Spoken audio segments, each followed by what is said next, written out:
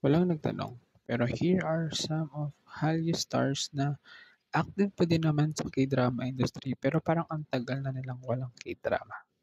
Number 1, si Kim Yo-han.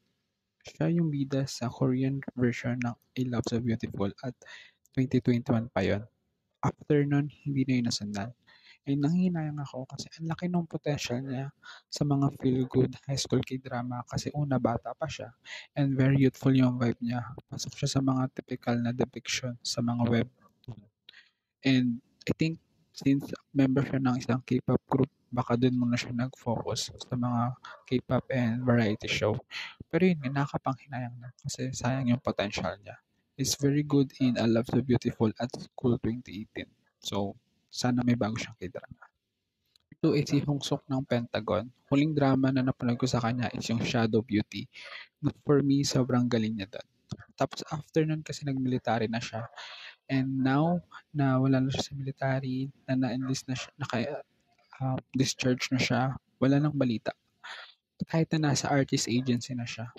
Alala ko pa nga may BL dapat siya na gagawin, yung Aquaman. Pero ewan ko ano na nangyari doon. Parang hindi na ata natuloy. So sana magkaroon siya ng new K-drama this year.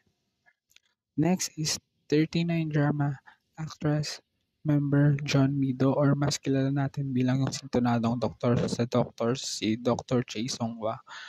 Actually, meron naman siyang bagong K-drama this year. Pero kasi sobrang tagal pa ata i-release and naiinip na ako. Sobrang favorite ko siyang artista. Sobrang galing niya sa Doctors. So, yeah, she's a good actress. Next is si Lee Tae-won. Sa mga actors na feeling ko na-check niya lahat ng description para mag-isang sikat na actor. Pero ewan ko na lang bakit napaka-underrated niya. Magaling naman siya umarte. Anyways, I'm really hoping na sana since tapos na siya sa military, mabigyan siya ng deserving drama for him kasi napakahusay niyang aktor. Is the greenest K-drama character, K-drama actor, Kang Tae-oh.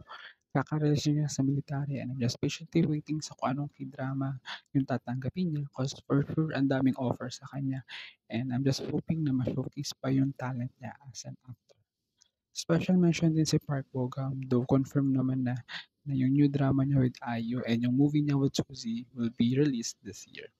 So kayo, sinong Hallyu stars yung sobrang na-miss nyo na at gusto nyong mapanood na sa K-Drama Landia?